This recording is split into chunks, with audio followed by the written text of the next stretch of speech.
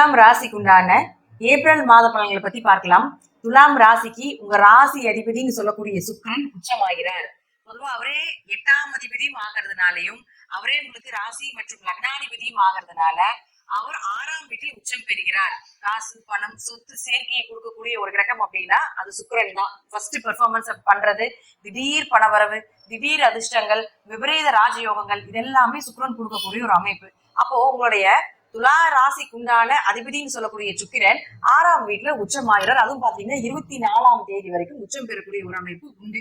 அப்போ அது நோய் ஸ்தானமா இருக்கு இல்லையா, அதனால உங்களுடைய உடல்நிலையிலேயே கொஞ்சம் கவனமாக இருக்க வேண்டும். காசு பணம் சொத்து சேர்த்தாலும் பதவி புகழ் இதெல்லாமே கிடைத்தாலும் உடல்நிலையில கொஞ்சம் கவனமா இருங்க. 6ஆம் இடம் அப்படிங்கிறது உத்தியோக ஸ்தானம்னு சொல்றோம். அப்ப வேலை சம்பந்தப்பட்ட வாய்ப்புகள் நிறைய கிடைக்கும். வேலை வாய்ப்புகள் கிடைக்காம இருக்கு அப்படின்னா இந்த காலகட்டங்களில் மூவ் பண்ணீங்கன்னா கண்டிப்பாக உங்களுக்கு வேலை வாய்ப்புகள் கிடைக்கக்கூடிய அமைப்பையும் ஏற்படுத்தி கொடுப்பார்.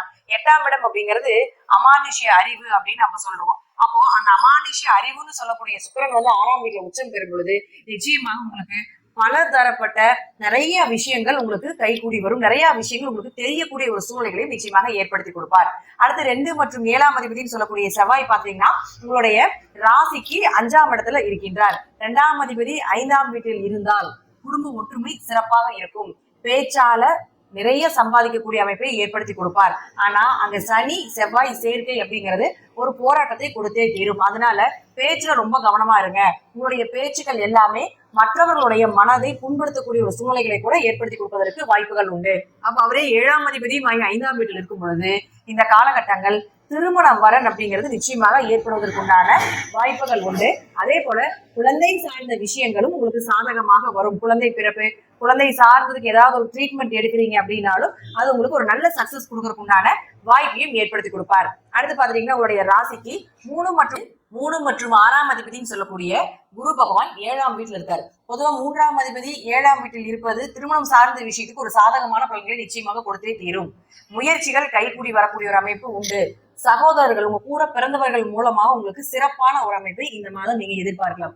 இது பாருங்க, இந்த மாதம் முடிவுல குரு பகவான் சொல்லக்கூடியவர் உங்களுடைய 8ஆம் வீட்டுக்கு வருவார். மேக்சிமம் துலா ராசி துலா லக்னக்காரர்களுக்கு குரு பார்வையை விட குரு மறைவது மிகுந்த யோகத்தை ஏற்படுத்தி கொடுத்து விடும். அப்போ கடன் நடைபெறுவது, நோய் ஏதாவது இருந்ததுன்னா அது விலகிறதுக்கு உண்டான வாய்ப்புகள், உத்தியோகம் சார்ந்த ஏதாவது ஒரு விஷயத்துல பிரச்சனைகள் நடந்துகிட்டு இருக்கு அப்படின்னாலும் அதுக்கு ஒரு நல்ல தீர்வு அப்படிங்கிறது நிச்சயமாக இந்த மாதம் கிடைப்பதற்கு உண்டான வாய்ப்பு உண்டு. அடுத்த உங்களுடைய ராசிக்கு 9 மற்றும் 12ஆம் அதிபதினு சொல்லக்கூடிய புதன் பகவான் பாத்தீங்கன்னா உங்களுடைய ராசிக்கு 6ஆம் வீட்டுல நீசமாகிறார். நீசமாகி வக்ரம் பெறுகிறார். 9ஆம் அதிபதி அப்படின்னு சொல்லக்கூடியவர் தந்தையை சொல்லக்கூடிய ஒரு அமைப்பு. அப்போ அவர் ராகுவோட சேர்ந்து இருக்காரு. அப்போ தந்தைக்கு ஏதாவது ஒரு மருத்துவ செலவுகள், அவர்களுக்கு ஏதாவது உங்க மூலமாக ஒரு தேவைகள் இருந்து அது செய்ய முடியாத ஒரு சூழ்நிலைகளை கொடுப்பது. அது மட்டும் இல்லாம 9ஆம் இடம் அப்படிங்கிறது உயர்கல்வியை சொல்றதுனாலையும் அதுக்கு தடை தாமதங்கள் வந்தாலும் வெளிநாடு வெளியூர் கிரகம்னு சொல்லக்கூடிய ராகு கூட இருக்கிறதுனால வெளிநாடு வெளியூர் போய் படிக்கலான்னு இருந்தீங்கன்னா அது உங்களுக்கு சாதகமாக இருக்கக்கூடிய அமைப்பு நிச்சயமாக ஏற்படுத்தி கொடுப்பார். அப்போ அவரே உங்களுக்கு 12ஆம் அதிபதியும் ஆகி இந்த புதன் ராகுவோட சேர்றதுனால வெளிநாடு பயணங்கள், தீர்த்த யாத்திரை செல்வது, அதே போல மருத்துவ செலவுகளும் கொஞ்சம் அதிகமாவதற்குண்டான வாய்ப்புகளும் இந்த முதல் நாள உங்களுக்கு இந்த மாதம் ஏற்படும். அடுத்த உங்களுடைய ராசிக்கு சூரியன் சொல்லக்கூடியவர் 11ஆம் அதிபதி ஆகி அவர் உங்களுடைய ராசிக்கு 6ஆம் வீட்டுல இருக்கார். பொதுவா 11ஆம் அதிபதி 6ஆம் வீட்டுல இருந்தா வரக்கூடிய லாபங்கள் எல்லாமே கடனுக்கு, நோய்க்கு, வம்பு வழக்குக்கு, ஏதாவது ஒரு விஷயத்துக்கு தேவையில்லாத விரைய செலவுல கொடுக்கும். அதுவும் பாருங்க, சூரியன் அடுத்தது உச்சமாகிறார் 7ஆம் வீட்டுல. 13ஆம் தேதி வரைக்கும் தான் உங்களுக்கு அந்த பிரச்சனையை கொடுப்பார். 13ஆம் தேதிக்கு மேல 11ஆம் அதிபதி 7ஆம் வீட்டுக்கு வரும் பொழுது உங்களுக்கு நல்ல சாதகமான ஒரு பலன், நல்ல லாபங்கள், வியாபாரம் பண்ணிட்டு இருந்தீங்கன்னா அதுல ஒரு நல்ல செழிப்புகள், பார்ட்னர் போட்டு தொழில் பண்ணிட்டு இருக்கக்கூடியவர்களுக்கு நல்ல லாபத்தை கொடுக்கக்கூடிய அமைப்பையும் நிச்சயமாக இந்த சூரியன் ஏற்படுத்தி கொடுப்பார். சூரியன் அங்க உச்சம் பெறுகிறார். அப்ப உச்சம் பெறும் பொழுது நீங்க எதிர்பார்த்ததை விட மிகப்பெரிய தேவைகள் எல்லாமே பூர்த்தியாகக்கூடிய அமைப்பையும் நிச்சயமாக ஏற்படுத்தி கொடுப்பார்.